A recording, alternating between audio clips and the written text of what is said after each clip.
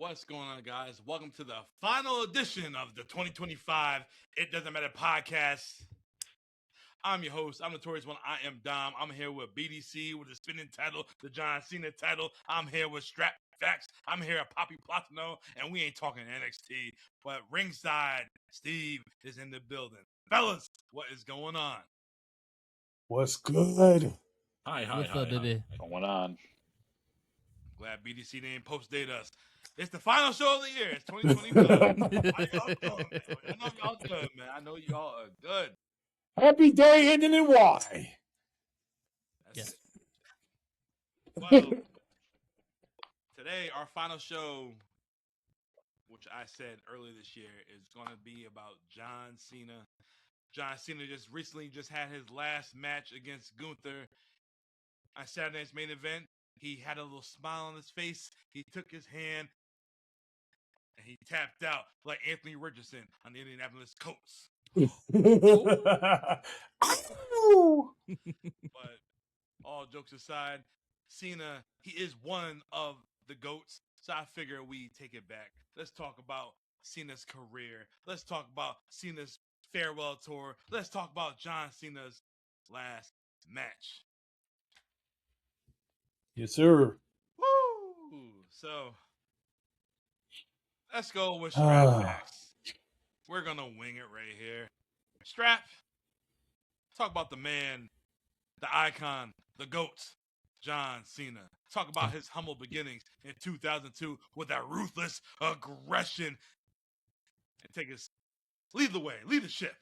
You the captain. Hook. That's right. I am.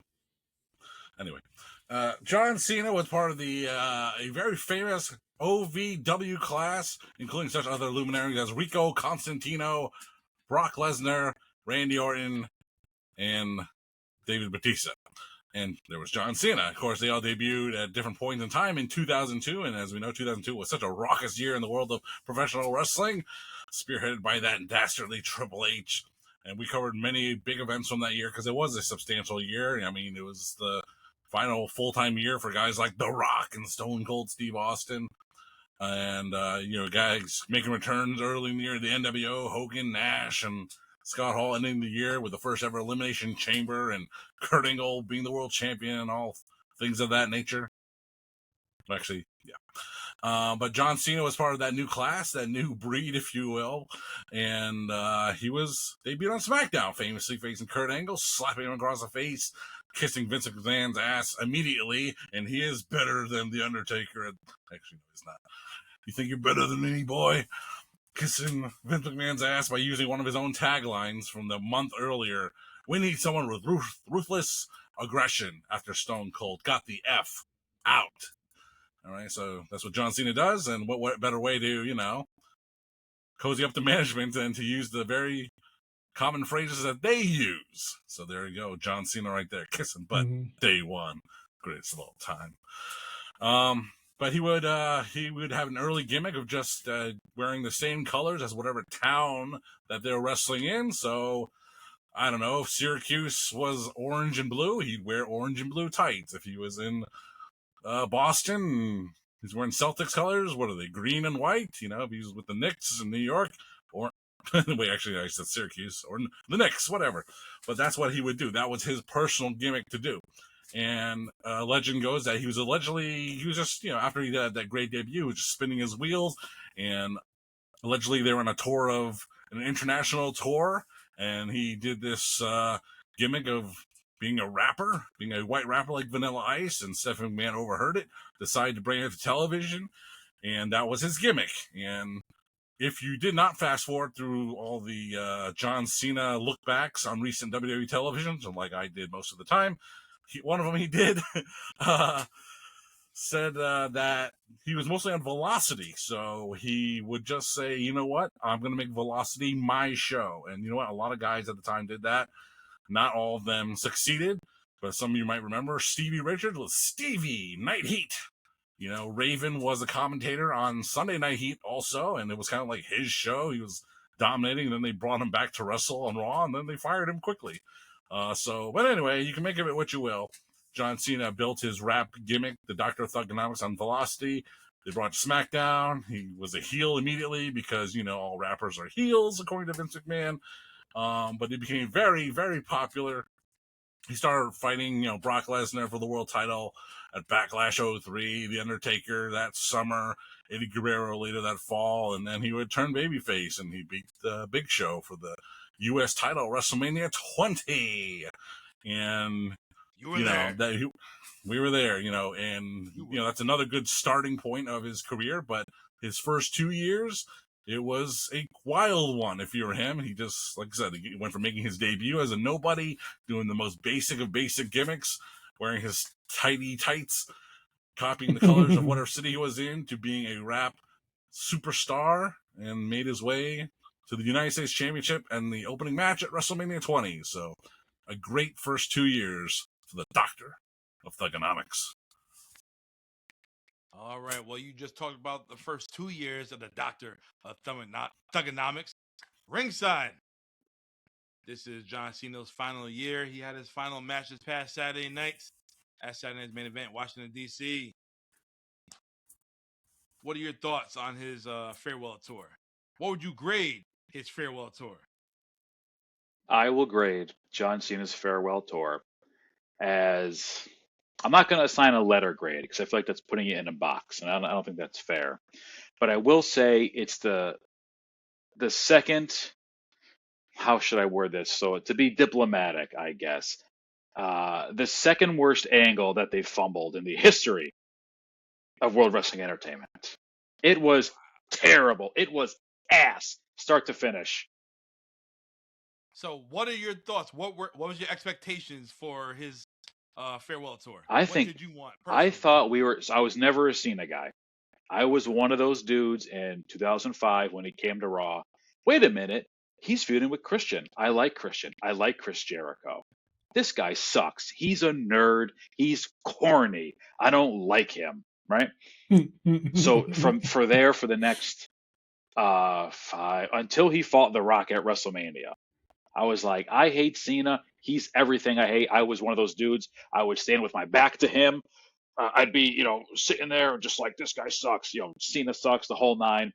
Hated him. Not my guy whatsoever. Then he feuds with The Rock. And I go, you know what? He makes some pretty good points. At least Cena is here for us. He didn't leave us. Little did I know. In the future. But at that point, it didn't matter. I was over that. So then I thought this was going to be a hero's welcome. We were going to have a babyface, a conquering hero tour, and they turn him heel. All right, sick, awesome, right? And then he just has a fart at WrestleMania. Not a good match. Anticlimactic ending. All right, but it's different. And then he proceeded to have bad matches for the next 3 months. I'm going to ruin wrestling. You did. Your stuff is boring. I'm not having a good time. You are ruining it for me. I am a man-child. It is my prerogative to be upset about this. And then what happens on a random SmackDown in July or August? You know what, Cody Rhodes? You're right. It's fun to be a good guy. You were right the whole time. And that was it. Now he's a babyface. What the fuck was that? The heel, bad. Hated pretty much everything. Then he finally had good matches starting in August. That Cody match, Yeah. And it was just, I felt it was a tremendous waste of his final year.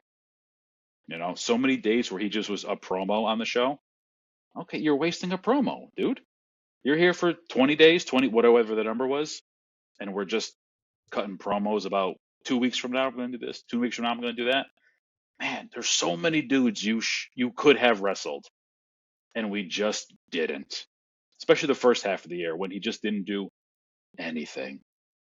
He's going to fight Randy Orton, his greatest foe. Let's have the worst match they've ever had together, which is saying a lot because they had some dog shit matches in 2010. Very disappointing the whole time. It picked up towards the end, but still, whatever. At least he put Dom over. I was happy about that because Dom is the next of the next generation of Dom and Braun Breaker, guys like that. Dom's the guy. I think that's pretty unanimous. You are, all Doms are the guy, right? They're going to be the next guy. All Doms worldwide. Yeah, and it was just so disappointing, and that's not even counting his final match. Everything leading up to it was just like, oh, he cut 2 good promos, I guess. The belts are cool. That's it. Not happy. Did not have a good time this year. All right. BDC, my question's for you. Yes, sir. Don't get into his match with Gunther. Not yet. We're saving that for a little bit later. But Okay. what did they do right with John Cena with this final tour right here? Well, what they did right was kind of the last couple of matches that he had where he tributed wrestlers from the past that he had fought. I think that for what people's major complaints over the years with John Cena was he had 5 basic moves. He didn't do a lot outside of that. And then once he turned face again, he had his match with Cody. He had held the Hella match with AJ Styles, where he basically decided, I'm going to open the door on every finisher I could ever think of that everyone's ever used on me. And I'm going to put that in a match. And I'm going to tribute so many people out the ass, whether they're in WWE, whether they're not in WWE, but I'm just going to throw tributes left and right. I thought that was probably one of the most awesome things that I've ever seen anybody do. I've never seen that done. I thought that when he decided that I'm going to make my tour kind of a tribute to those that I faced, I thought that was beautiful. Like Ringside said, that whole heel angle was dog shit. There was just way too much stuff that was there was way too much stuff that was fumbled. Like, I'm sorry, how do you base a whole angle on somebody who's not even a wrestler? How do you do that? They angled everything on the fact that Travis Scott was going to be a part of it, and he's a dumbass. So that didn't happen, and it basically turned everything into nothing.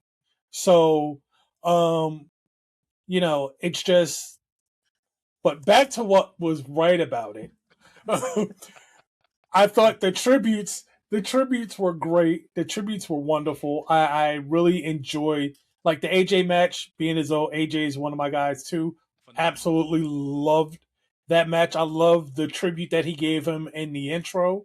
I loved everything about that. And I thought you didn't need to put John Cena in angles. You could have literally just had him have tribute matches that entire year, and it would have been golden.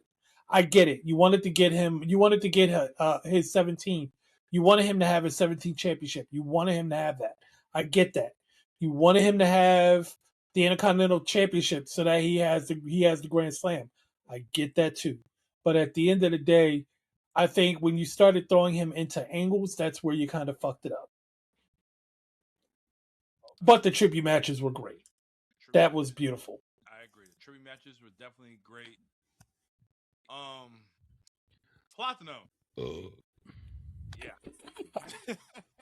That sums up my feelings about 2025. What was the best storyline of the year? Jeez. Honestly, it's not even so much of a storyline. It's just the tournament.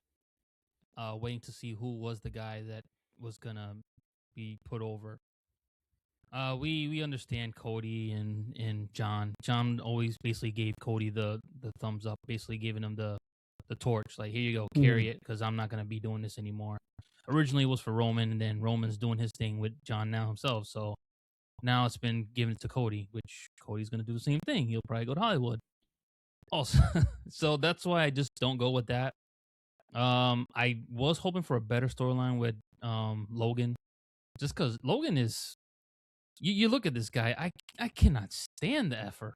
I really cannot stand that mofo at all. But you cannot deny the talent.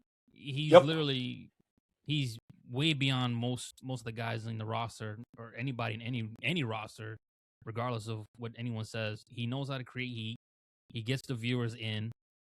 And honestly, I wish that should have been the better storyline. But when it came down to it, it was all about the tournament and seeing who was going to be the last guy to go against John. And I honestly can say, I'm gonna save my thoughts for later. Mm-hmm. Yeah, Logan Paul is gifted, man. He is gifted. They have been really fortunate in recent years that they've been able to pull guys that were not originally wrestlers or even thinking about it, who just kind of came in and all of a sudden they were just great. McAfee, Bad Bunny, even. I mean, you had guys that came in here who were not wrestlers from the jump, and they came in here and they put on some good ass matches. Stephen Amell. Yep. Oof. Yep. I mean, these guys were just on it. And the thing is, these guys aren't just doing it because someone asked them to do it. These guys are now coming in saying, "Hey, train me properly. Let's do this right. That way, I don't look like a jackass." And I actually, I belong in the ring with these guys because back in the day, these celebrity I don't know what the hell you call it, these celebrity matches or whatever interferences, you kind of saw it was like goofy and it looked kind of sloppy and they were not trained properly and you see someone's gonna get hurt. Right. But then some of these guys are now starting to put in the work. They're fans. They appreciate what these guys do. So it just shows that they actually care now. I mean, yeah, even to a degree, even if you look at Jelly Roll when he wrestled last, now was he truly trained in there? No. Was he putting in that time? Not really. But that dude went in there and he presented himself well in a match when it was his first time in the ring, and the dude wasn't light at that point. So it was like he was lighter.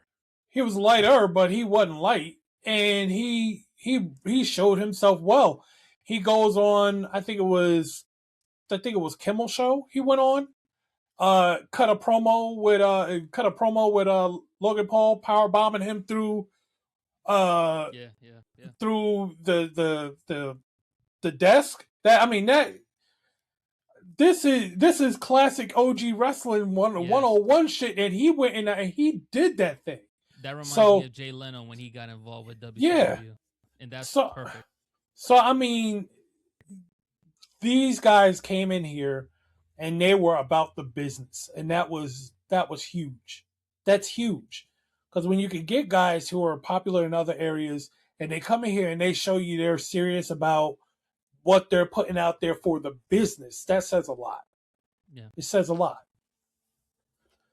All right, well, Strap, I want to hear your thoughts on John Cena's run from this past year, 2025. Fine, I forgot where the mute button is. Oops.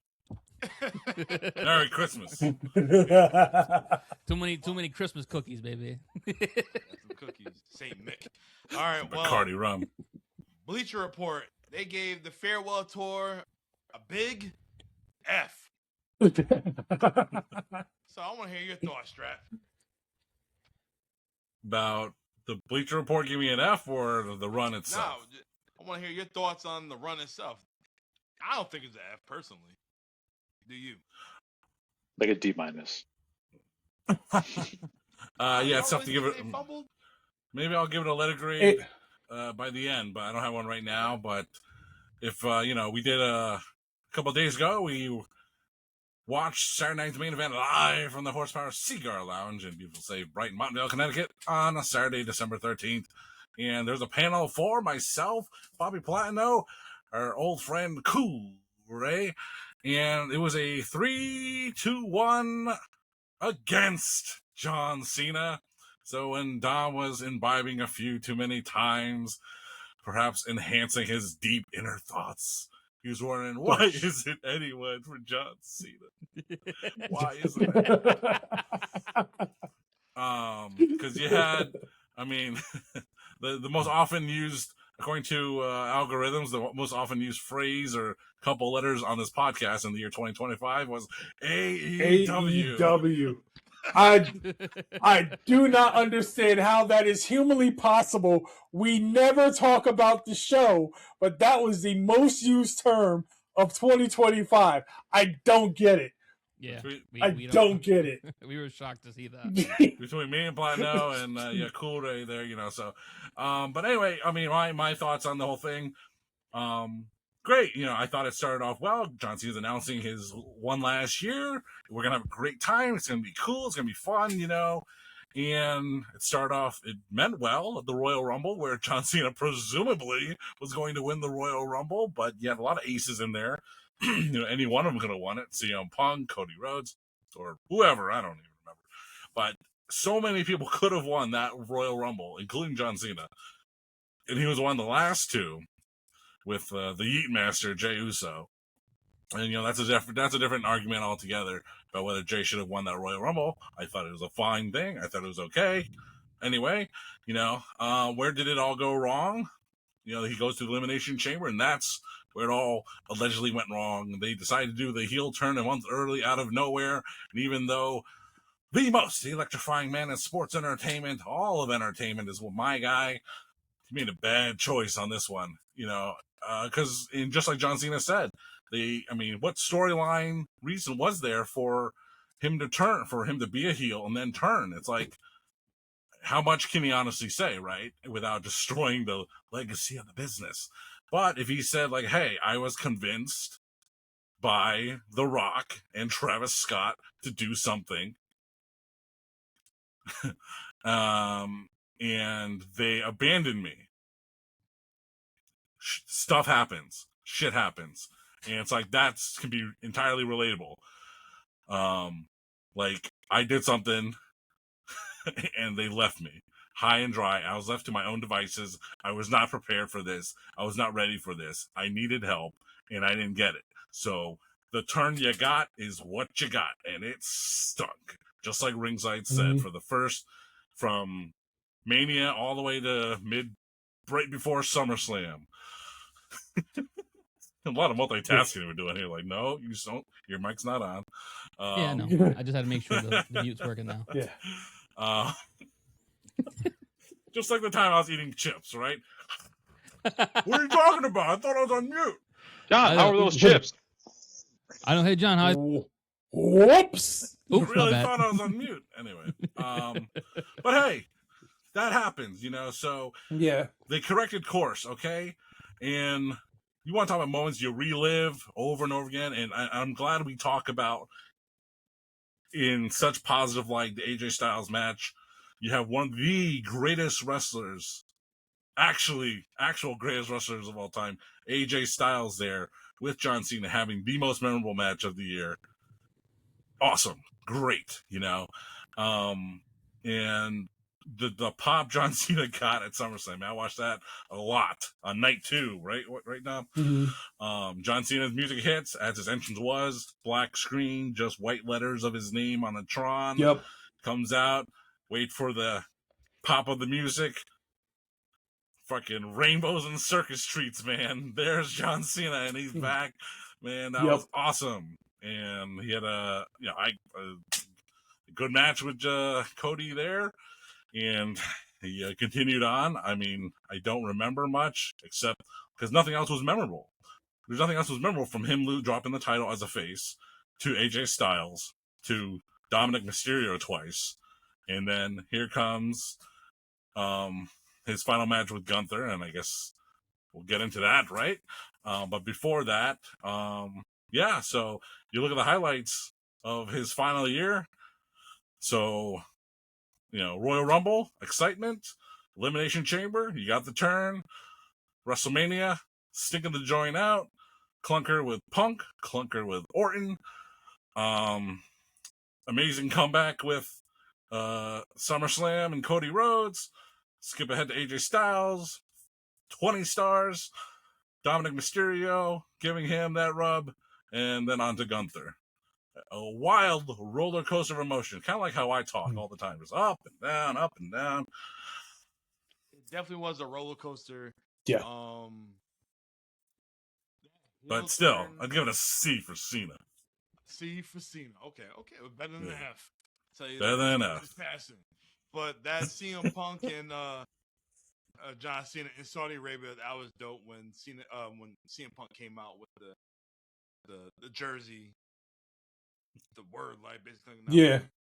That was cool. It was just cool. It's a fun fact, and the fact that CM Punk, who says he would never take blood money in Arabic, blood sucking dick money.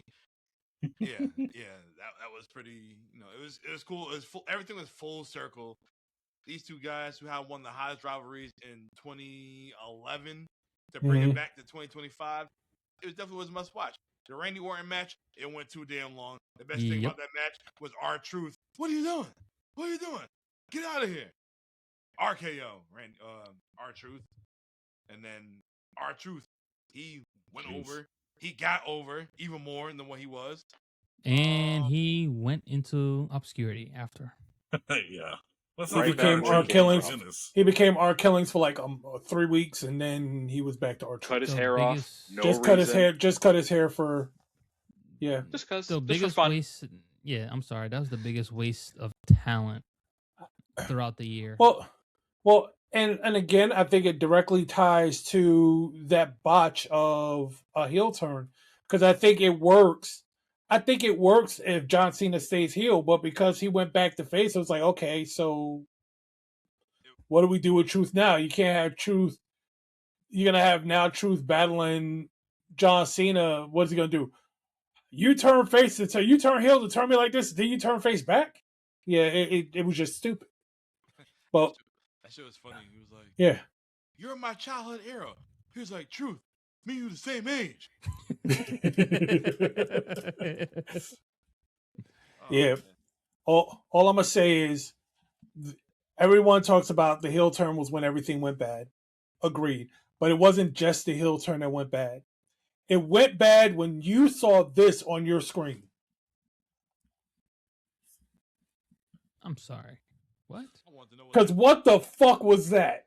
Like I'm looking at him like, dude, have you not seen people do this for years? It was like, what the hell was all of that? Like, he put his finger in his eye and shit. I'm like, bruh. It was like, you just.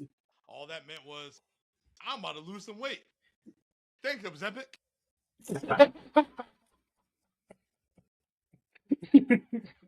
Yeah, that dude got small quick. Yeah, but that the heel turn itself, which I guess their idea is that he was never going to win 17 as a face. Okay, cool, whatever. But you can't, like I said, you can't rely on non-wrestling characters to push that forward, and they did that and got fucked for it. So then you basically, like you said, you ran several months of a heel turn where, I mean, to his credit, he did exactly what he said he was going to do. He didn't have good matches. He said he was going to ruin wrestling. He did exactly that. He'd go down there, just black everything. He'd have his title on backwards. He'd just hold the towel to his back because he knew Stu was back there. All that stuff just to say, I'm not paying any attention to the fans whatsoever. And I get it. But at the same time, it was really just a waste of like a good 3 to 4 months. To me, that wasn't room. That shit was dope. I enjoyed that shit. I thought about it. I'm like, I like this right here because it's never been done. He wants to ruin wrestling. The fans are more invested in seeing John Cena matches right now. Got the blacked out screen. And then he had the personal ring announcer. Even though Dario had a personal ring announcer, John Cena never seen 17. Right. Making his last appearance and such and such. Like, that shit was dope. I like that. He should have. He started winning matches with low blows, which was kind of corny, but he should have really. I mean, think about it. He did the heel turn. He was calling himself the last world champion, right? Called himself the last world champion. If you're going to run that angle, you should have carried that belt. You should have carried that title to your last match. You should have. You want to be the last real champion. You can't lose it at SummerSlam and then be like, still call yourself the last real champion. Because, dude, there's champions that are. Well, don't forget the promo before SummerSlam, that Friday Night SmackDown. He went back to babyface because the shit wasn't working for him. Right, and but you got to think about it, man. Like, all right, you wanted me to be a heel. I'm gonna be a heel for a little bit. I got 4 more months left. How are we gonna get myself back to a babyface? Mm-hmm. John Cena was not gonna go out as a heel. No. I don't think that it was thought about that he would go back to babyface at SummerSlam. It could have quite possibly been that just for his last match, he kind of turned it off there just because really there was no promo to his AJ Styles match. None. That was perfect. Yeah, and there was no storyline to AJ Styles. All None. with a tweet. So that was it. Yeah. So my thing is at that point, it doesn't matter if he's a heel or a babyface at that point because we're not running off of storylines with you anymore. So you could have done it right then and there. It just the way it happened felt rushed. It felt hurried. It felt like they were really at a wit's end and didn't know what to do. No part of it felt like, oh, well, this is where it was going to lead up to. Nothing felt like that. Everything felt like, oh shit, we're fucked. What are we going to do? Okay, turn him heel, but turn him from heel, turn him back to a face. Give him his moment on SmackDown to basically figure it out that he needs to be a face again, and we'll do it that way. There is nothing heel about John Cena. John Cena was granting wishes before he became a heel. Nothing.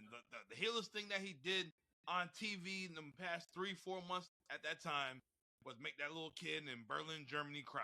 That was it. Then he brought him back, and then he reconciled with him. That's it. He didn't do nothing here because I was digging it. Like, oh shit, you gotta watch John Cena because at that time, Cena's dates was just like my man, the Tribal Chief Roman Reigns. You had to tune in. Yeah, see what he was gonna do. He'll try to talk shit about the city, whatever. Ain't happening. John, we know how you feel. You like we knew that part of it wasn't going to, but the thing is we always knew that he could flame a promo on a heartbeat on somebody. We always knew. We always and that was part of the problem. It's like, dude, it was like the difference between your face promos and your heels promos. It shouldn't have really been that different. That your heel promos sound ridiculous. Like your heel. Anything. I'm gonna keep my music. Wearing my t-shirts. Wearing my jorts. Yeah, he's like, I'm not giving y'all anything new, but yet you wore a new shirt every location you went to. So it's like you wear a black shirt that just says John Cena on it. You want to fuck with people, do that and have it be a shirt they don't sell. That's you wanted to really ruin it. That's what you do. Tell them I need a shirt that just has my name on it. It's just gonna have my name on it, but the shop will not sell it. We are not this is not for the shop to sell. This is just for me to wear. You want to fuck with people? That's what you do. Because now they're like, I want that John Cena shirt. Wait, why did I sell this shirt? I told you it's not for you. Didn't somebody do that in the 90s though? Wasn't like somebody from WCW like it was like the top heel. It was like, no, you're not wearing my merch. Like I'm a bad guy. Like I regret it now. I forgot who it was. Oh, I'm pretty sure. JBL. Like you could, you could have had 5, yeah. And I have that T-shirt, by the way. What T-shirt? The JBL T-shirt. They stop selling that shit. Yeah, the JBL. I bought it. I didn't even know you had one. Yeah, I think it was brief. Yeah. And I then know he wears briefs, but still, you got to pull up the T-shirt. It's an XL, so I ain't wearing that right now. But someday in the future. Well, Platinum could wear it and ringside. Not anymore. I'm a 2X. I'll be all right. I told you, too many damn cookies, baby. Too many damn cookies. Dom out here one that's all looking like sausage casing. I see what you're doing, bro. Hey, yo. I love sausage. Hey, man. I know 50 Cent Don't you be knocking my breakfast meat. Not number one on Netflix no more. We gotta remember, what did you say? Don't knock my number one breakfast meat. Raw's number one. Not Diddy and sausage. Jesus Christ. You know what Diddy said to Fat Joe? What's the guy's name? Fat Joe? Take that. Which Which one's still alive? Fat Joe's still alive. Oh, shit. Who's the one that's dead? Oh, Big Pun? Big Pun. Big Pun. Big Pun's dead?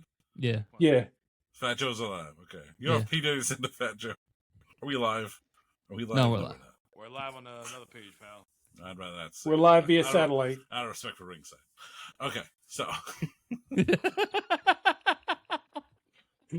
Oh God. it's hard to reconcile all that, Dom, with like, okay, I liked him coming out, not being himself. It's like, okay, I get it. To be a heel, I mean, Ric Flair was a heel the majority of his career, but we still Mhm. liked him. Yep. That means he wasn't a good heel. You know, it's like heels do things that you do not like, that you do not admire, that you do not wish to replicate because they are not good things. So in that case, John Cena was a really good heel because it was something that I just did not want to see. I did not want to watch. It was not entertaining. Was the TV left on? It sure was. Yep. But I wasn't paying attention to it. Maybe that is the end goal, but it's kind of like, here's something, and this is how I'm going to execute it. It's like, man, no, just no. Like, I don't want to see it. It's not appealing. You know, so if you found entertainment value in it, I'm happy for you. I really am. But I did not find anything of value in this heel turn. Just to show, like, guess what? He did it, and it's over. Thank goodness. Yep. Let's move on. Yep. All right, well, let's take it back. John Cena, the face of the WWE, he didn't just carry WWE, he was WWE from Mhm. the Ruthless Aggression era to the Roman Reigns era. Would you say? Pretty much. Yeah. Sure. Make-A-Wish, merchandise machine. Still is. Was the guy. Still the guy. John, I know you can break this down, but they weren't lying when they call him Big Match John because Mm-hmm. Edge, JBL, Batista, Randy Orton. Come on, keep going. He Triple H. Oh, another He one. lived. HBK.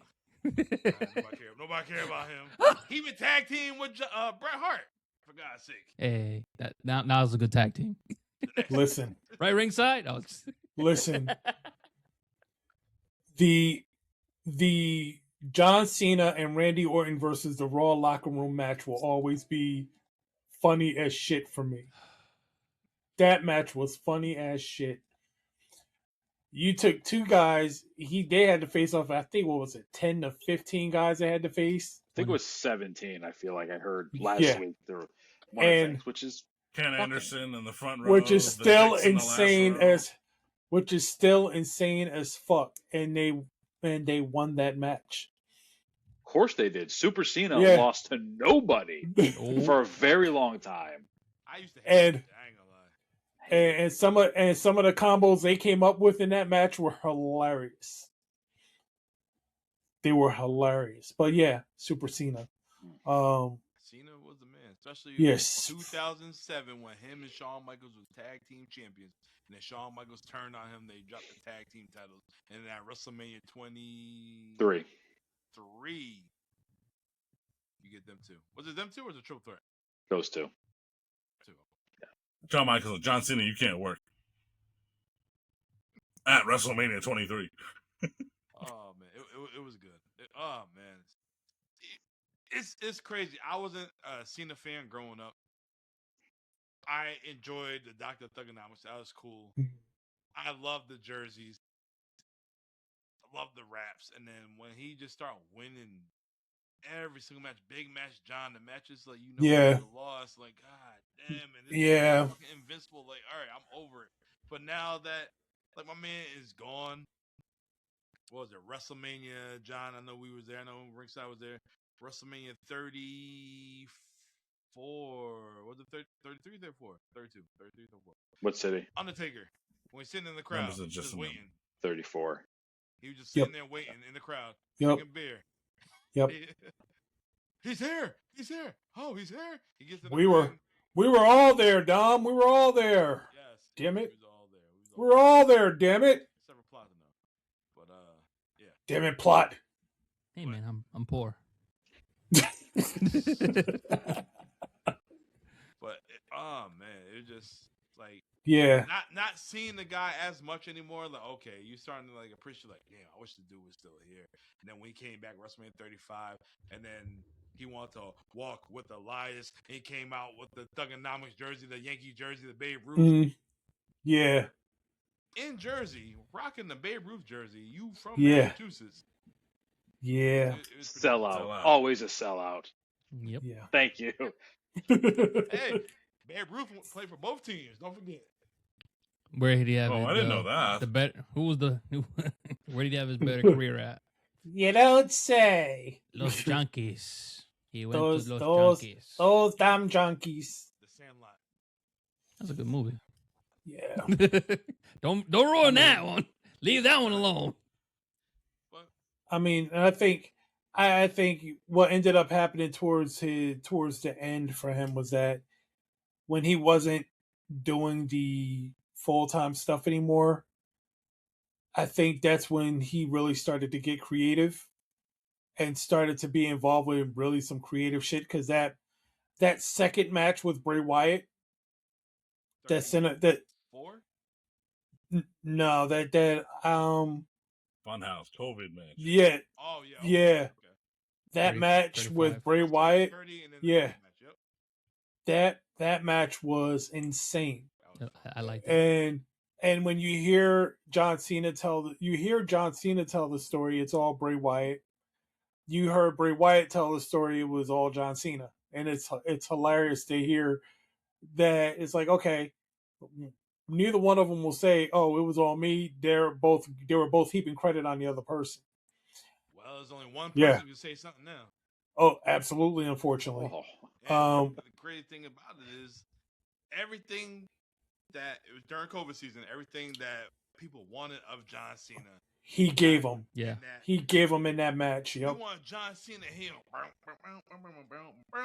the NWO on. Yep. It was a good. It was. It was good. Yeah, it was like it no longer. He hit a point where it was no longer about wins and losses. He hit that point where it was no longer about wins and losses. It was about putting people over, and he did more of that than he actually did of winning. And it came a while where they were just literally like, "Dude, you haven't won like a WrestleMania in like years." He didn't need it. Yeah, and that's the thing. He was all about putting people over. That was like the twilight of his career, was putting people over. I think he put over Roman Reigns twice. Mm-hmm. One prior to COVID, and then the one when he was Le Champion. Yep. Well, don't Sure forget, did. he The put a lot of chef. people over when he brought out the U.S. Open title. I love Oh it. yeah, absolutely. I love The open it. challenge. He made that belt. Oh, meaningful yeah. right there, man. Yeah. Yeah, that open He always challenge did, though. was lovely. Sami Zayn. Even though he threw his shoulder out. Shit. Oh shit. I got to give Sammy his props though for throwing out your shoulder before you even get in the ring, and then having that kind of match with Le Champion, Le Goat, El Chivo. Yep. that was I the gotta best give you props run. for that. I think that was the best in-ring run of Cena's career. I got Is to that- agree with Yeah. that. That summer of 2015, because he was fighting different guys, young Yep. guys, NXT guys, a lot of them, Yep. and he was having different matches. He was doing Mhm. the 5 moves of doom and springboard stunners and Yep. sunset flips and whatever else he was doing. That Cool shit Blue. was cool, Or you Yeah. know? Yeah. Yep. He was adapting to who he was wrestling. Because I mean, Finally. Adapting to the time, actually, if you think about Yeah. it. it was like I remember when Kevin Owens stepped up, and I was just like, "Oh, this match is going to be insane." Oh, he hit This that match is powerbomb. gonna be That was so insane. good. Yeah. I was Yeah. not expecting John to take the pop-up powerbomb on the apron. I Yep. was like, okay, they're serious about Kevin Owens. Yep. Because initially I was like, all right, another guy defeated John. That's nothing good's gonna come out of this. And what an impression Kevin Owens has. Made Kevin Owens a star. And he still is a major player.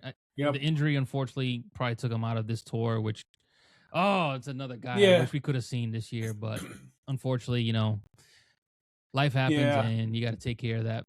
The stack of dimes. I hate you, John. You know damn well you love him. Yeah, I love that he was there. I love that he was there for the last match. I love that he was there. It was good. It was good seeing him there. I think we all knew that. I think Kevin was probably going to be part of this show, and unfortunately, the injury just kept him away from the ring this year. Yeah. But you know what's not keeping me away? Reese's, the unofficial sponsor of this podcast. No free plugs. Don't do Extremely. nothing for free. Extremely. Hey, how you get All how you get a sponsor? You know, throw a little in product placement. All in. All right, fellas, my next question. Super Cena. Mhm. Did this guy bury talent? Did he hold others back? What do you guys think? Yes. Unequivocally, yes. Well documented, yes. For a long time. Until 2015, I guess we could probably say. Until he started giving guys something. But how many dudes did he? I don't want to use the term buried because I don't know if he necessarily buried anybody. But I know he didn't help Kenny Dykstra. I know he didn't help Alex Riley. He kind of helped The Miz, I guess, 2011. He didn't help the Nexus. Whenever he beat Edge, he got his win back pretty decisively. Same thing with Umaga. Who else? Who am I missing? I know there's a plethora of dudes. Dolph Ziggler. He cucked Zack Ryder. Like, what else are we doing? How many years? I don't want to hear shit about Cena putting dudes over. He beat Bray Wyatt at 30. That was a mistake. It was. Huge mistake. it Huge was. He got mistake. the whole world in his hand. He And he said, he gave Rey Mysterio the shortest WWE Championship reign of like "No, all that time. was the right move." And I know Like, that's not even not 2 hours. Cena. And I know Cena's not Not booking even the 2 show, nights. but like, Not Come even 2 on. hours. yeah. That was the right move. Not bro. even 2 hours. I'm sorry, that Dude, was the right move. Dude was the WWE, like, he's been world champion before, but he was the WWE World Heavyweight Champion, and he didn't even get to keep it for the entire night. Now, would you He- want to see Cena in Punk or Rey Mysterio in Punk? We are seeing that. But here's the question: how soon were they fighting after that match? I think 2 weeks after. Yeah, 2 weeks, which gave him a week to take the title off of him. Not even a week. At least let him have it for a week. At least let him have it to SmackDown. Something. Man, this ain't Kane. you literally was like, "Yo, you got it, bro. You got it, bro. Yeah. How you like that title reign? Right. Yeah, you like that? Yeah. I'm taking it Go. back. Yeah, you know that big payday you were supposed to get for your family for being champion? Yeah, that shit's over. You didn't even leave the stadium and that shit's over. Yeah, okay. Didn't even take his promo pics with the belt. Didn't even have a No. chance. Oh yeah, he didn't even get the. No. No point. Can't see a heel. No, he didn't get any of that. Ringside. That's right. That's right. True champion. Who's perfect. A perfect little angel. Champion I was forever. like, damn. John. Strap. Who'd he bury? I mean, Tell us, John. Give us a list right now. The little details do matter, you know. Oh, because John. Rey Mysterio is a WWE champion. Chris Benoit was not. You know what I mean? Yeah. World. So it does matter. You know, Edge was more of a world heavyweight champion than he was a WWE champion, but I agree. technically he still held both. So being the like just like Cody Rhodes, he's like, I don't want that belt. I want that one. That one. Yep. Nobody wants the WCW title, even though that belt meant more than WWE title. At one point. Woo! Then WCW. Fuck. Change hands more than pennies at a No. bank. Let me get some pennies. JC pennies. Let me round up. I was about to say, because Lord only knows you're not going to be getting pennies too much longer in the future. No. Let's make that code Unless- word for something else. No. Oh my god. But Super avoid Cena, that. you know, I mean, I like to famously say throughout the entire run, you know, I mean, we're talking about a couple of years difference here, but you know, like you guys said, I grew up with John, and it's like not me, like you know, just different eras. Like I grew up with so and so, or I was in college when so and so, I was out of college when so and so was the running the show, you know. So that it didn't sound right to me, but it might probably make sense for you guys, you know. But you know, John Cena was like when he was starting to headline and all that stuff. It was around college, my young work life for me. So whatever that means. But I was never. I stopped. Just like that Kurt Angle feud I mentioned during the live podcast. Like once it was Kurt Angle, no one believed that it's like, all right, John Cena, we like you, but Kurt Angle is way better a wrestler and athlete than you are. You can't easily beat him with one AA. It's like you got to do more than that. So that's when the fans started turning on him, and just like the tides of the winds of change. It's like I also turned on John Cena at that time as well, and for the rest of his run. And it's funny that ringside, that was around the time the Rock and Cena, the first one, meeting, the new crew of friends at the time. I was like, wait, what? Like, I'm on Team Rock. What the fuck are you guys on? And they were all on John Cena's. I was like, what's going on? Like, what the hell? So I was surprised. I was shocked by that. But yeah, I was never a Cena fan, never bought merch really, except in LA, the G.I. Joe t-shirt. It was just too hot. And I bought it and I had it for a couple weeks and then I sold it back. I'm Makari. I'm Makari. Yeah, so it's like I used to say, there's not a single piece of proof that I was ever a John Cena fan, except for that proof. photo. Proof is in the pudding. And I love pudding. Whoa. Okay, Bill Cosby.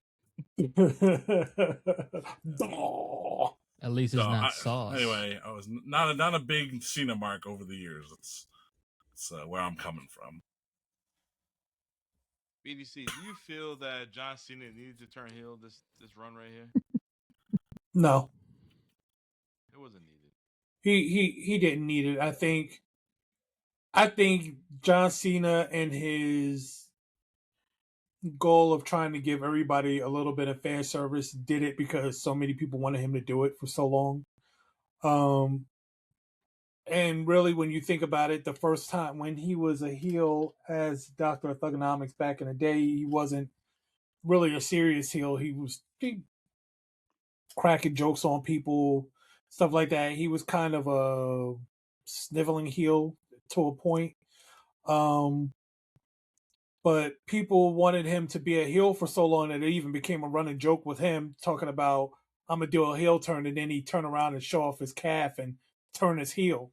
So I don't think he ever actually needed the heel turn. I think it was, for better or worse, just kind of thrown in there as fan service to people who wanted to see him as a heel. Or maybe it was The Rock's idea, whatever the case may be. But wasn't needed ultimately. It really wasn't. And I don't think they could have done any more to develop it to make it look any better than it actually did because of the time frame they had to do whatever they were going to do with it. So not necessary, not needed. And the other thing is, nobody wanted to boo John Cena this year. Yeah. Nobody. And like I said, I'm not a Cena guy. I didn't want to boo him. Yeah, but it's a retirement tour. Why would you want to boo? Why would you want to boo him on a retirement tour? Yeah. That's why they announce retirement tours. Who boos nowadays? Nobody. I mean, if Gunther announced a retirement tour this year, yeah, he'd get booed out the building. But if anybody else, like AJ Styles, not going to get booed next year. They're talking about maybe Brock might have a retirement tour. SummerSlam might be his final match. He might get booed, but it's going to be out of respect because of. But he's never going to be a face again. He's just been a heel too long. He's just going to be who he is. He's just going to be Brock. Brock. Yeah, but they didn't. But John in and of himself didn't need it. He didn't, and I think that's the worst part about it is that for some reason he felt he did, and the people, Triple H and them, thought it'd be a good idea if he did, and then they got Rock to come up there and do that window licker of a throat chop, and then you brought out Travis Scott with that makeshift title that he was carrying around, and then they both disappeared like poof and left John all by himself. So it just really made no sense. We didn't know that was going to happen. If they presented to you those things right there, they said, we're going to have the freaking Rock, the final boss, come out with, if you like his music or not, Travis Scott, a huge artist, and we're going to have you do the heel turn, blah, blah, blah. Would you go for it, John Cena? I'd be like, absolutely. Why the fuck? This is going to kill. didn't know, had no idea what the follow-up was going to be. Hope for the best, and sometimes when you hope for the best, you don't get it, and that's Mhm. Goddamn right. Where There is no heels in professional wrestling. It might be guys that you dislike, but there is no heels whatsoever. You're not gonna hate nobody that damn bad. There's only one person in the United States that somebody hates. It might be biased, and even made Mick Foley quit the WWE right now. Ain't that right, Saint Mick? Yes. I was going to say Gunther. People seem No. pretty mad at him right now. No. We're not gonna You say ain't getting that heat. you ain't gonna Gunther say ain't get- we ain't gonna say Gunther those ain't 5 getting- letters. yeah, he's trying to build up heat right now by talking about I made John Cena tap like a bitch. Yeah, he's trying to build up that heat.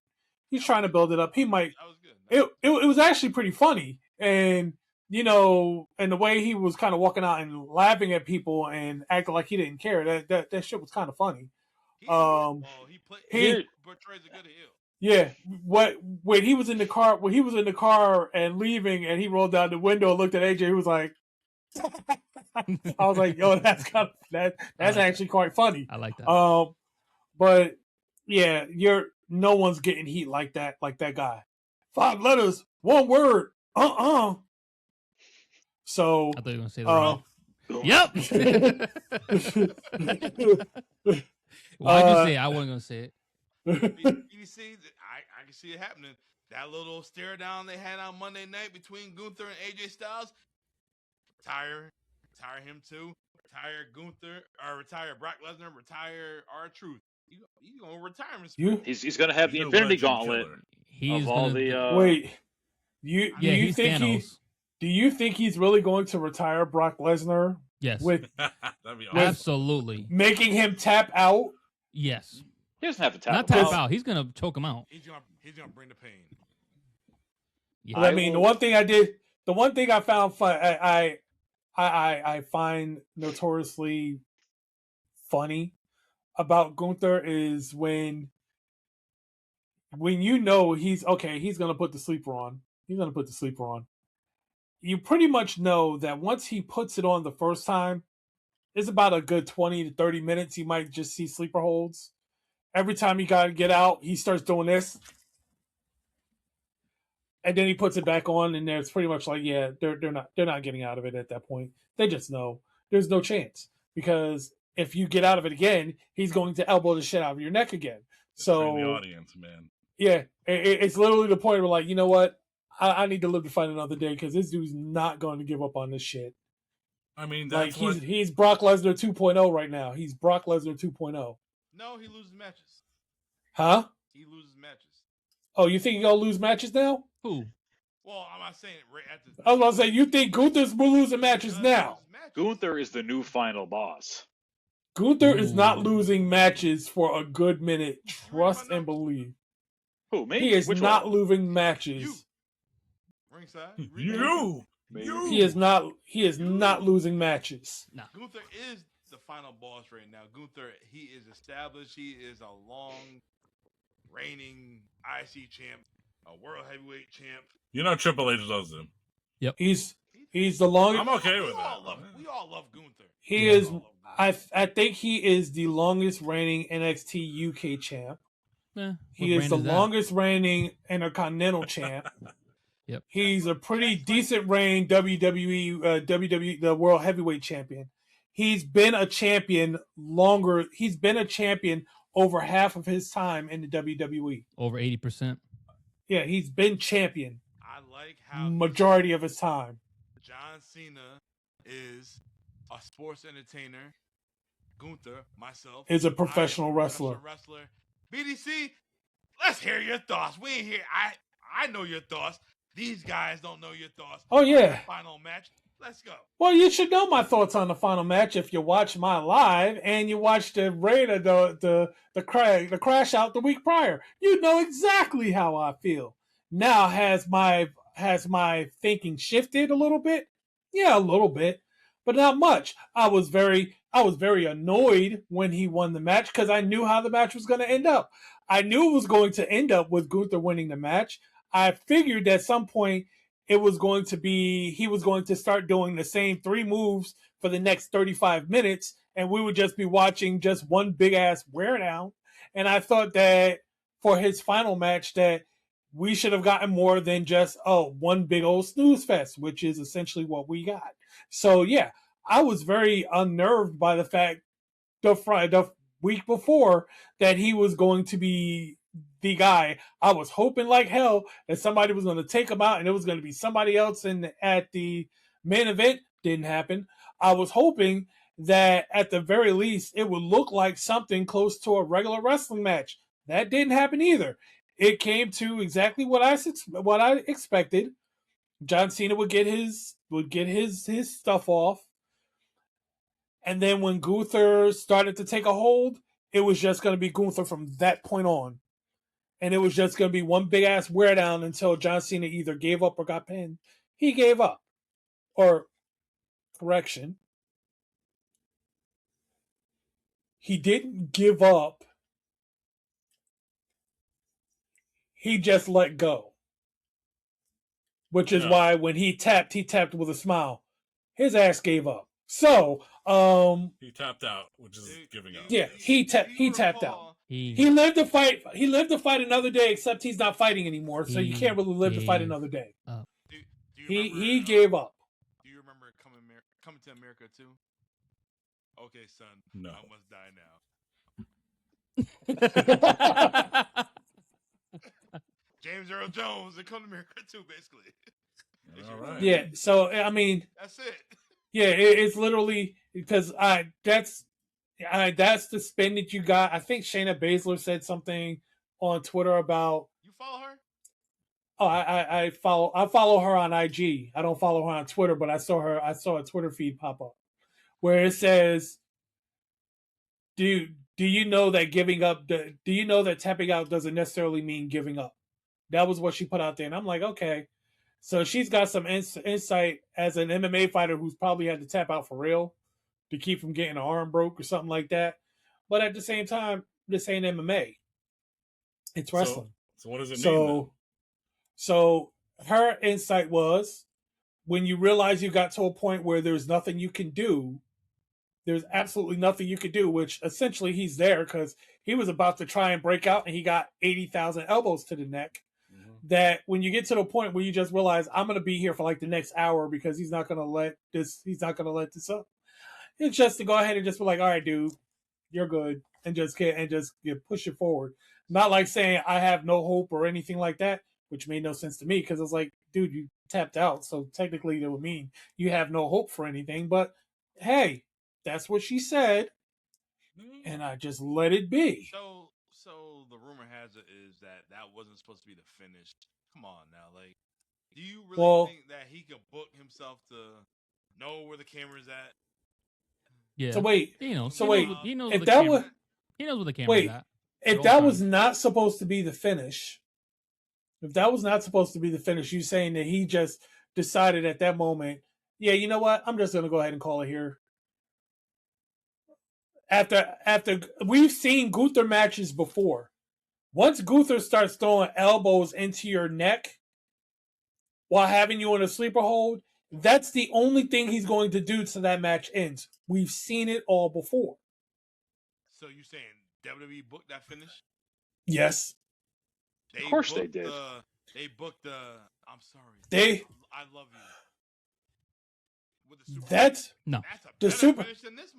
Yeah, no. This that's the best finish of all time.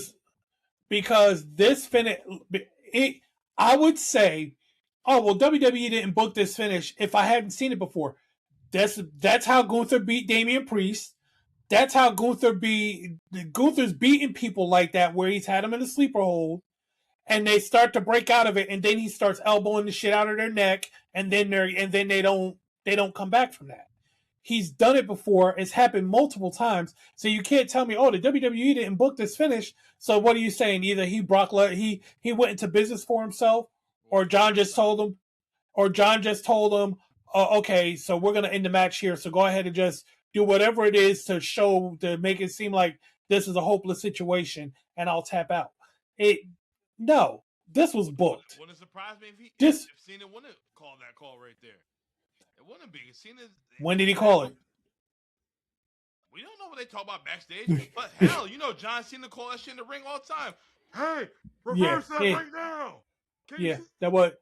Yeah, but that's different than doing the finish. I highly doubt that he went in there, that John went in there and called the audible. It's like, you know what?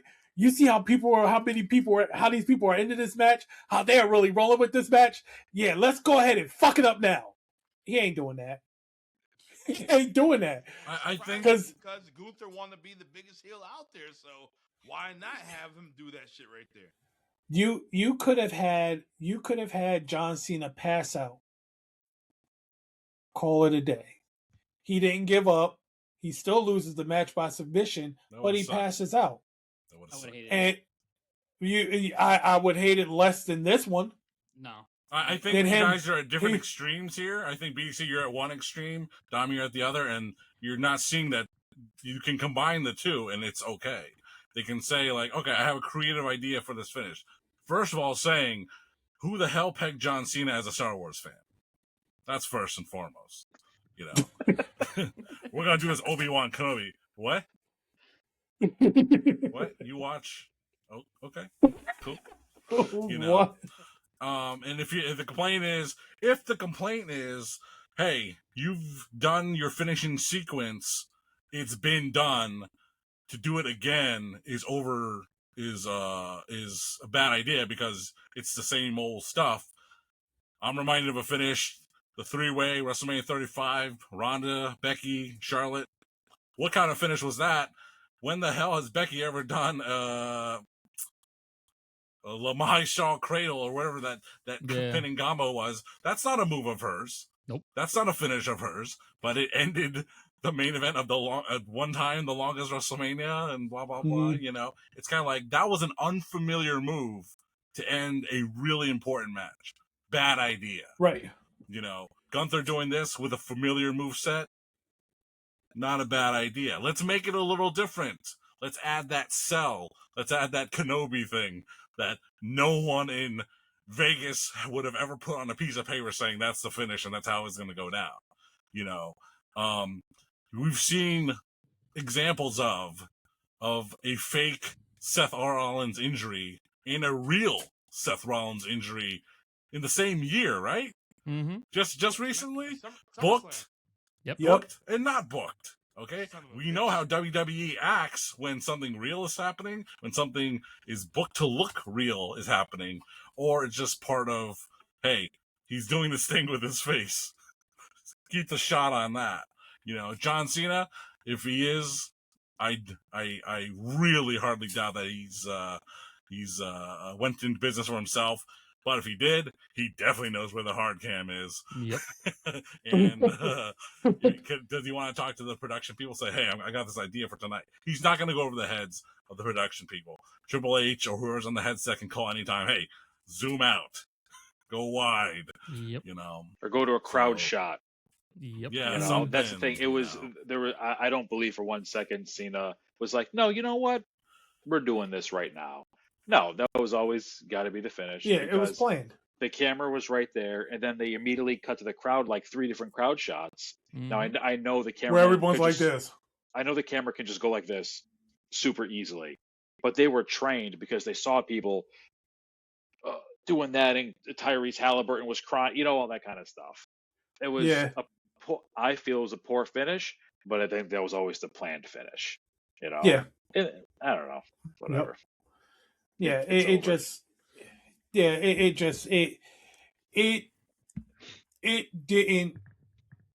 didn't move. It didn't move me because I the moment that he won the match, I knew it was going to happen. So I'm sitting there, I'm like, that sucks. Like, this is John Cena's final match. I already know what the hell's going to happen. I was like, I already know what the hell's going to happen with his final match. That fucking sucks. Like, it means that you think logically.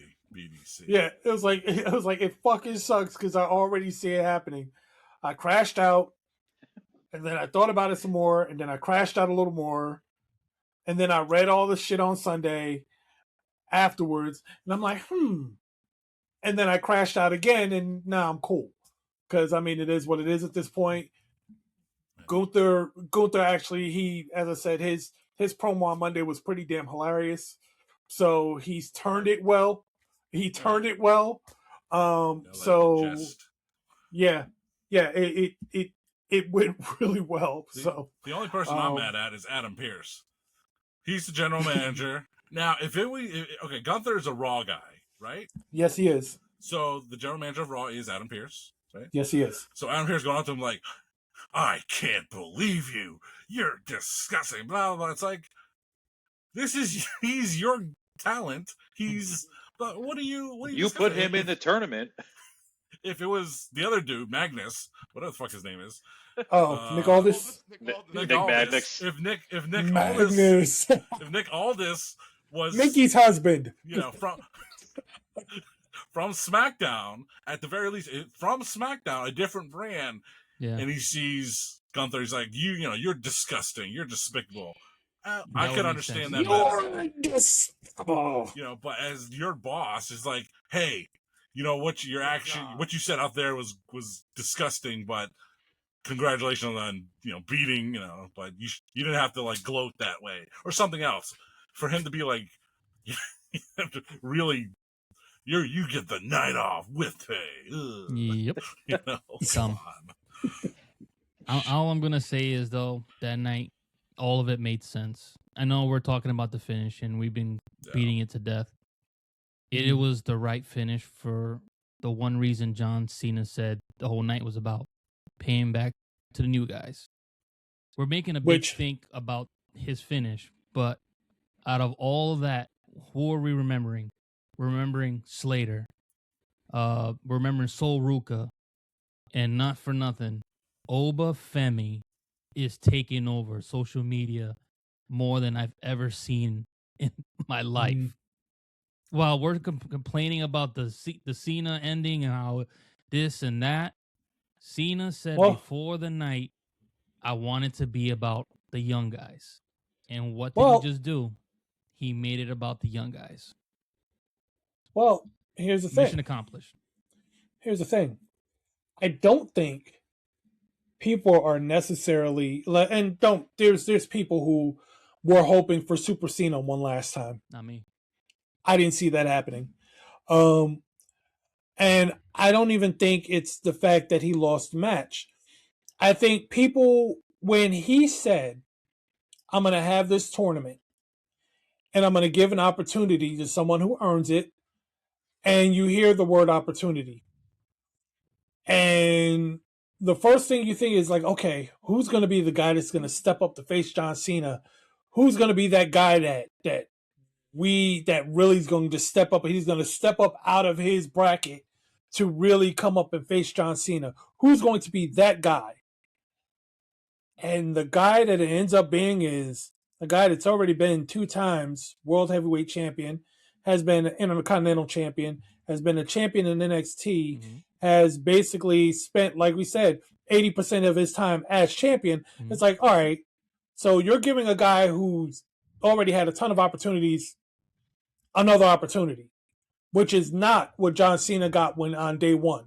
He was a guy who was getting his first real big opportunity to face Kurt Angle. That was his first opportunity. So now we're giving a guy who's had a ton of them, and his last opportunity ended by getting beat by Jey Uso, and then getting the title back and then getting beat again for it. That's the guy we're giving an opportunity to. A guy who, mind you, after that last title loss, was just gone for the company for months until this tournament came back. So who would you put in there to put all that pressure that you don't know that he can handle? But hey, did we think that John Cena could handle the pressure of Kurt Angle? That's not for us to decide. We did not know about John Cena at the time when he was getting ready to face Kurt Angle. Yeah. Different term of circumstances too. John Cena, he's always about putting over the next guy. And Gunther, Walter, he's not a household name, but you would damn sure know the name Gunther now for him beating John Cena in his final match. Well, you kind of already had that from him beating Goldberg, and you kind of had that from his. You had that from his. Because I got news for you. Whether you like to believe it or not, when he was heading Imperium, Imperium was oddly over. Imperium was oddly over. 2, 3. 2 out of 3. When he was heading that, and then they were definitely over. And you guys know I'm Yeah. a big Goldberg guy. yeah, I still ain't watched that match. John know I still ain't watched that match. We was down in Texas. I have no interest in rewatching that match. I watched it. And no offense to my man Goldberg, nobody cares about this old has-been Goldberg, but everybody cares about Peacemaker. They care about John Cena. So they're gonna know who Gunther is. But you know why people were looking at Goldberg sideways is because it's like, okay, Goldberg been gone for like 18 years and now he getting a title shot. And I hate it's like, okay, so we're giving him a title shot now. Okay. Bet. Yeah, he's probably gonna lose that match. But yeah, and I get it. You feed John Cena to him, yeah, and now he's going to be this mega heel, or he won't. We'll find out as the time goes along. He may have had a good first step on Monday. We'll see how it goes. And we hope that he gets the monster push that something like this should afford him. But if he doesn't, then it's going to look like a big ass waste of time.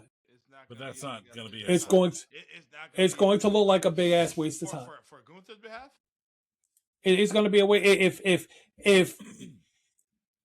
because right now he should be on a trajectory based off of this alone.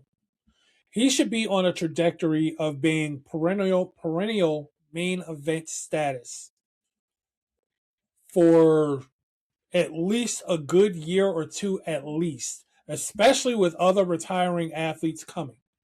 He should be perennial main event from here on for a good minute. If this dude slides back into the mid card within the next year, it was a waste of time giving him that slot. But that's the future, BBC. You don't know that yet.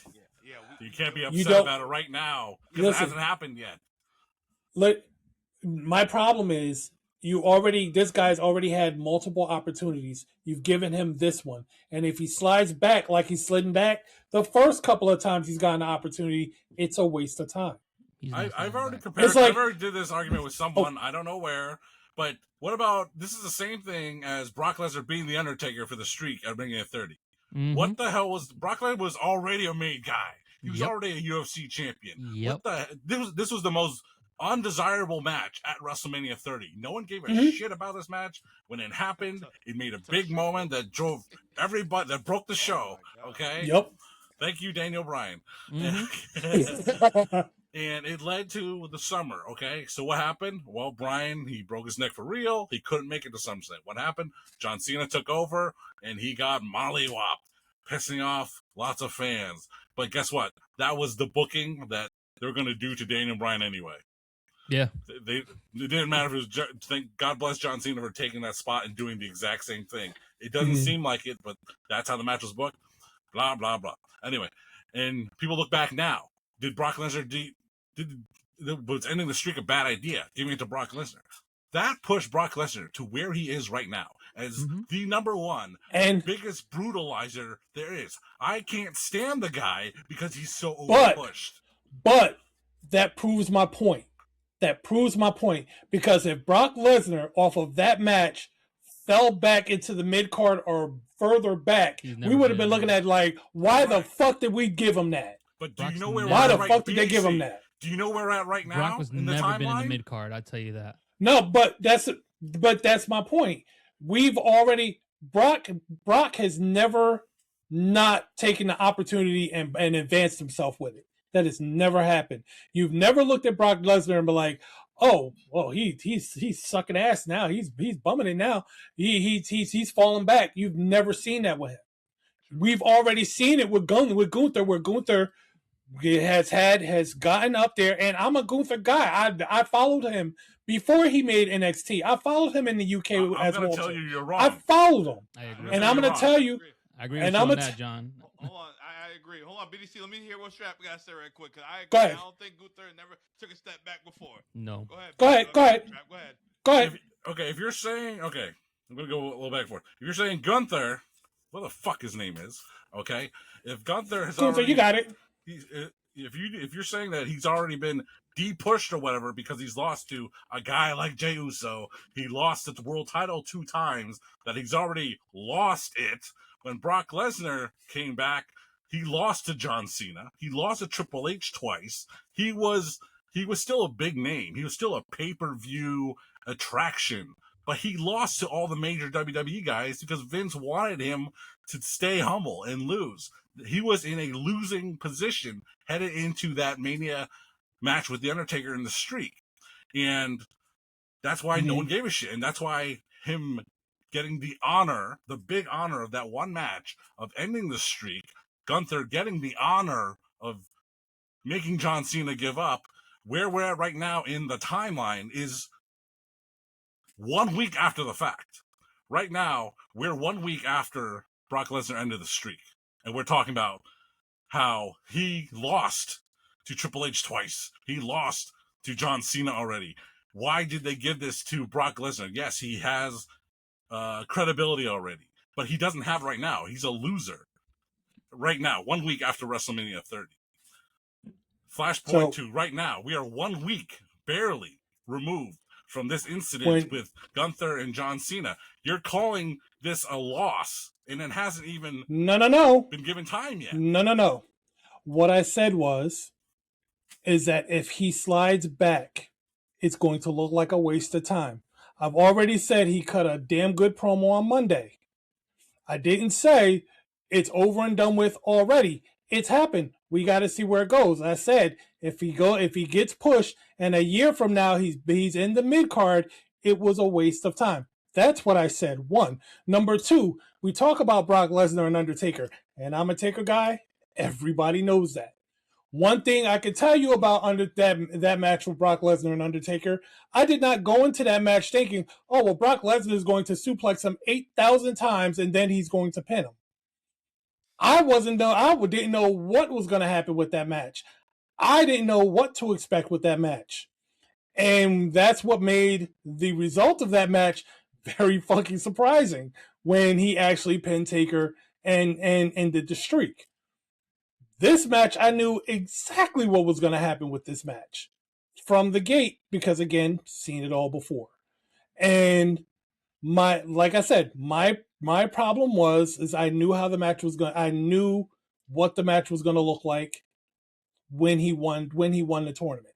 I knew what it was going to look like, and it bothered me because it was for his last match. I was like, okay, it's gonna be. I'm hoping it's gonna be a good match. I hope that it's kind of like a fan service deal. You know, you get to do whatever, which to a degree it was, but I just knew that it was just going to become a slog. It was just going to become a slog match where it was just going to be Gunther's just going to start doing the same shit over and over again, and it was just going to become one long, drawn-out match around 2 or 3 moves towards the end of it, and that's exactly what it became. Do I think that he's going to do whatever from this point on? I don't know. I know his promo was good on Monday. I don't know how they're going to line up matches from around out. My guess is going to be somewhere, probably AJ Styles is somewhere on that list based on him being the last reaction. But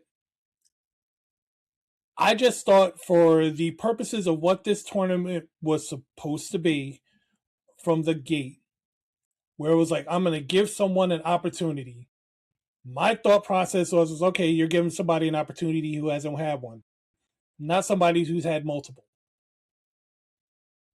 Period. When I even said, oh yeah, maybe they'll bring somebody from outside the company. Did it happen? No. But I thought it would have been nice if it would have been somebody that that had not had an opportunity, but it wasn't. It was Gunther, and Gunther made the most of it, and we're going to see where it goes from here. Do I have to like it? Of course not. Did I like it? No. Did I like the match? Not really.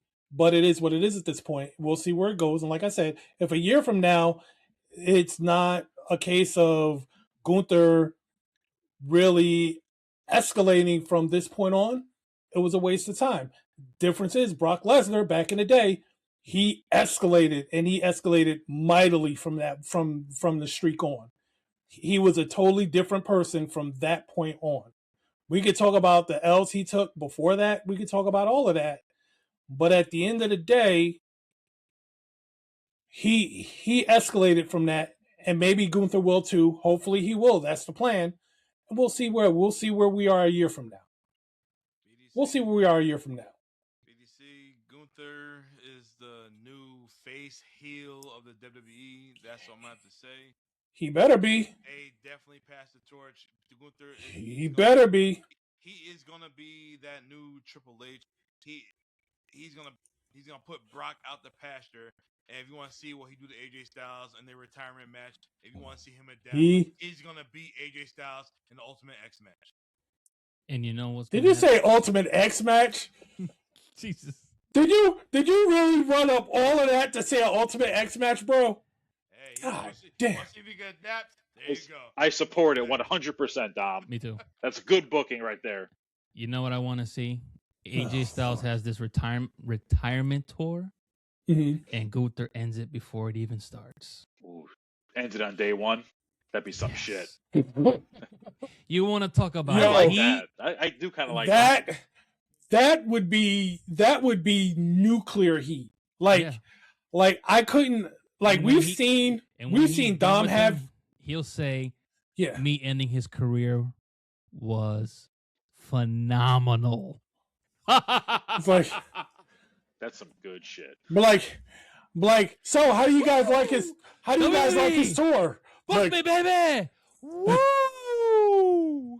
And I can see him saying something like, "How do you guys like his tour?" Oh, it's over. It's just over. Like now that would be good. That would be good. That would absolutely rock it if he was like, okay, I'm doing a retirement tour of like 50 dates, and date 2 he faced Gunther, and now he's out and he can't do any more dates. That shit would be fun. That shit, even though I'm an AJ guy and I'll probably be pissed, but that shit would be funny as hell. I would absolutely love it. The payoff's gonna be the brand split coming up. He's gonna beat Cody for the title, and at WrestleMania 2027, it's gonna be Gunther and Roman Reigns. I know you didn't just tell me that. I know you didn't just say that. Saudi Mania is a long ways away. We'll see. That's Saudi Mania. That is 27, yeah. John, you going to that one? I'm still waiting for Gunther's main event push to plan out. Oh, Lord. While you at WrestleMania in Saudi Arabia, we'll be at Horsepower Live watching that shit too. Well, go ahead. Bruh. I forgot that they were doing a Mania in Saudi. Shit. Yeah, not doing that. Ain't gonna be Hogan and Roman, so never mind. Maybe we'll get Rock and Cena finally finish their story at Saudi Mania. No. They will not. Cena is not wrestling again, and he said so. Damn it. In America. For 5 years. Yep. That's it. Yeah. Oh Lord. Wow. So. All right, well, this was an interesting show. We got a little heated. We talked about the good, the bad. We talked about all John Cena. There is never heat, my friend. Never heat. No heat. Never heat in friendly debates. Never heat. We pour. We pour. Especially up here in the attic. There ain't no heat up here. Lightning round for my boys of the IDF podcast. Here we go. Okay. Is John Cena on the Mount Rushmore? Yes. No. No? Dude, I will not elaborate. Did you just throw up a heater? Yeah. He's got heat, so yeah. Mine is by the door. It's not even on. Mine is by the door. Right in front of me. So I would say he's on a. So that's 2 on 2. One Mount Rushmore. It's not mine. No. I have a quick anecdote with that. Last year I was working with a kid. He was probably 21, 22 years old, so remarkably younger than I am. And he grew up with Cena. That was his guy, Mhm. whereas Austin was my guy when I was a kid. Right. So he just says, yeah, we're talking about Wrestling Network, and he goes, what do you think? Cena's the GOAT? And I'm like, no, not even close. And he goes, what do you mean? And I'm like, he was never as good as a wrestler. He was never as over as anybody else. The business was down when he was on top, which is not totally his fault. It's just kind of, the ebbs and flow, Nah. but it counts for something. And I'm like, this whole he's the greatest of all time, it's just a marketing ploy. It's all PR. That's all it is. You know, Yeah. You're that's convincing. it. Yeah. And Yeah. he was I just, think he was he beside was himself. floored. He was like, no, I watch SmackDown every week for, blah, blah, But blah. like I you was didn't like, watch Superstars of Wrestling, no. Like you didn't watch Superstars of Wrestling. You watched Raw. You did not watch Monday Night Raw. That's different. yeah, and either way, it'd be like if I said Austin's the greatest of all time for someone 10 years older than me, they'd say, well, no, Right. Hogan's the greatest of all time because of Right. the eras. But I don't think Cena's on, Yeah. he's not on my Rushmore. So I think you said for the Mount Rushmore of professional wrestling. I think it may be different because I think he is to a point, but I think if it was the Mount Rushmore of sports entertainment, we might have a different conversation. As far as professional wrestling, yeah, I could see where the arguments come. That doesn't mean anything. The only Mount Rushmore matters. It's pro wrestling. It's Poppy Platinum because every week his Mount Rushmore changes. Yeah, I'm right. That's why I am an independent voter. I am not swaying one way or the other. You can get my vote if you persuade me. And ringside, you just got my vote. I just took them off the list. All right. Well, do you have John Cena top 10 all time? Top 10, yes. I'll give him top 10. Mm-hmm. Yeah. Yeah. All right. Not going with wrestling wise, but But overall, I also need to know the metrics. But it's way too late to go over. Overall, as a promo, entertainer, promo, yeah, character, easily. Cena the character, and he's up there just because the Make-A-Wish. I don't He think might be in the top 20. anybody will ever catch that. He's Make-A-Wish god. So yeah, that pressure alone to go home to know that this is gonna probably be the only time this kid is ever gonna see their hero, and they might never see it another day after that. That's a lot. Would you put John Cena over Hulk Hogan? Absolutely. No, I'm just kidding. No. Hogan did in two different eras, two different versions. Hogan, I can't even. Him. Yeah, I can't. Can't do that. Regardless of what I may or may not personally feel about the man. No, this dude, Hulk Hogan, helped wrestling become mainstream. You're not topping that. No, you're not topping that. You're not. Hulk Hogan doesn't exist. I don't think wrestling goes mainstream. He did that. And consider that Hulk Hogan was famous from wrestling. John Cena was famous from Hollywood. No. That is same thing with The Rock. They didn't get famous until they left. Mm-mm. No. You're not getting Cena to be famous from Trainwreck. John. No. Wait. John Cena. To get over there. Yeah. John Cena is a platinum recording artist off of one rap album. Yeah. Fire right there, bro. He's a platinum recording artist off of one rap album. You can't say, "Oh yeah, it took Hollywood to make him famous." He out of the music industry alone, he was famous off of one album. I agree with you. Bought his album. Ain't that right, Strap? We're torrent. Almost Bill. Tomato.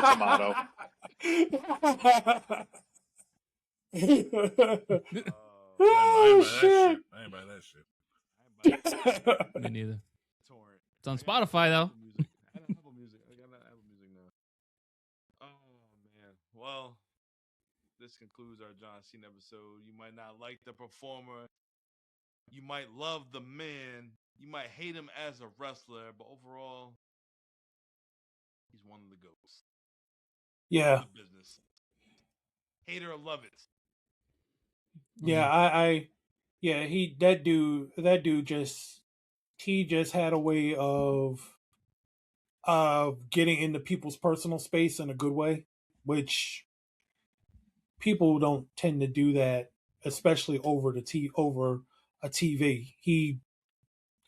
I mean, you know, people was crying when he looked at the camera and said, I'm thankful for being able to serve you for 20 years. You know, people was like, you know it because Not me. he connected with people on that level, and that's just when you are somebody who's doing stuff for the fans and for the people, and you can get that genuine connection with them. Yeah, you're doing any and everything you want, Yes. and he did that. You might not have to like the man. You might love him. You might hate him. But Amy Schumer does not like him, I don't think. okay, he put himself inside her. That's another story. But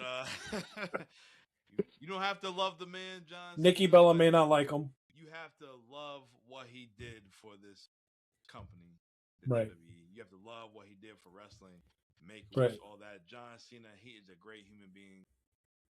All that. Yep. That's why it's the best way to close out our 2025. Talking about the GOAT. One of the GOATs. Yes, indeed. Thank you, guys. Thank you for tuning in with us for the whole 2025. Next year, we're going to bring some more heat. We're going to go live a lot more. Maybe not this episode. Definitely going live. We're going to see where Peacock going to take us because stuff's going to be off the platform. Yeah. But we're going to see where we're going to be. But, Yeah, that our favorite word is AEW. Mate. So you never know. We might have to start going the AEW route next year. Yeah, we might have to do some AEW. I mean, TNA is going to have their television deal with I think it's AMC. Yep. So I mean, we're gonna have some more options to view some shows we didn't currently have. So should be interesting how 2026 is going to line up. I want to say there's going to be more Nitro shows, but we're at 20 right now, and yeah. So we will see. We'll see. Yeah, we might be doing it doesn't matter podcast sponsored by Daily Motion at this point because that might be the only place we get it. But yeah, we will see. We will see. We might do some live watch alongs on Pornhub with one night, China, one night in China. And We Backdoor in will China. certainly not. We're gonna do We all will that certainly stuff. not. Why not? Commentary. Give our live feedback. That doesn't look like a wrist lock. Where's my watch? Oh. It's all jokes, all love over here. We got some good stuff coming up in 2026. Guys, Merry Christmas, Happy New Year's. Love you guys. We're going to do this a few more weeks. Yes, sir. Get back at it. We got the tag team showdown coming out soon. Going to get dropped real soon. Oh, Definitely yeah. a must watch, people. Definitely. Absolutely. And listen. Yes. All right. All I'm going to say is floodgates. Yes, Huh? floodgates. Till then, I'm Notorious One. I am Dom. I'm here with BDC. I'm here at Poly Platinum. I'm here at Strat Facts. I'm here at Ringside. Happy New Year. Merry Christmas. We will see you guys in 2026. Ooh. Will Obafemi be our version or the next version of Batista? He will be better because he's a...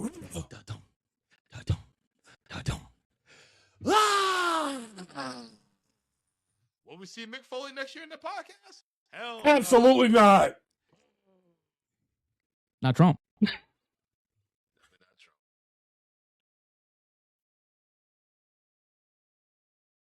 Started 5 seconds ago. I don't see John here. Yeah, I'm not seeing anything yet. Rot roll, spaghetti. Where would it show? Oh my god. Good job.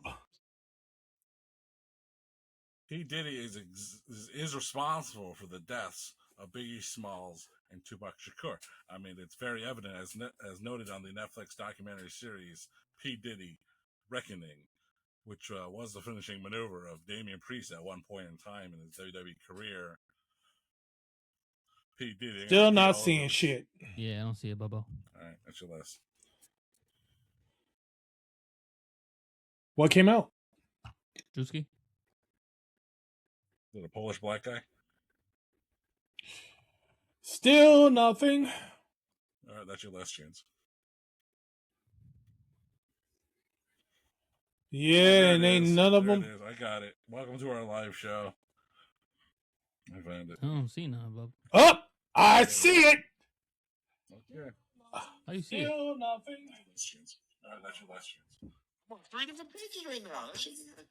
Yeah, son of a Welcome to our live show. Welcome to our live show. I don't see it. I don't see that shit. I don't see that shit. Oh, I see it. Y'all have fun recording.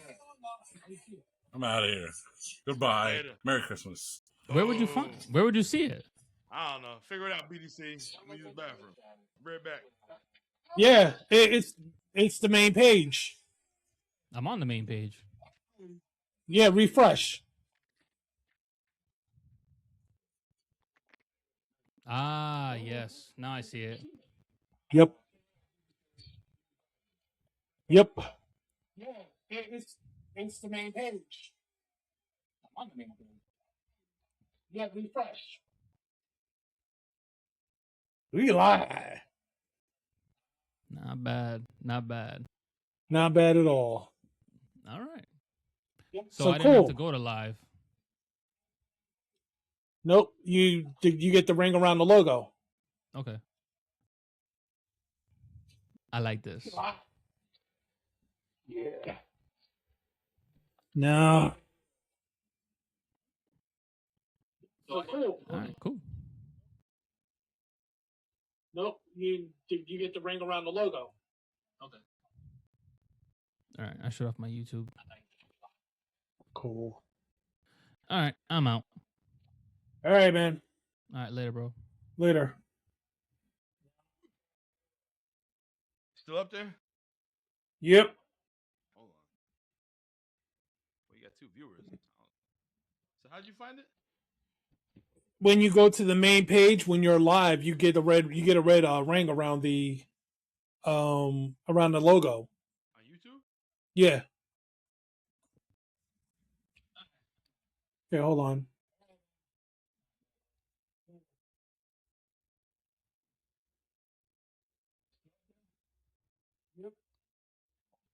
Yeah, so hold on. What are you on your phone?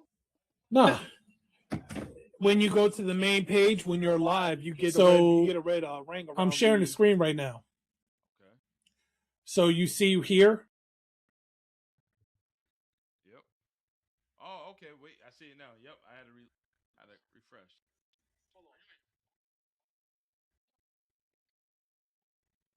Okay. All right.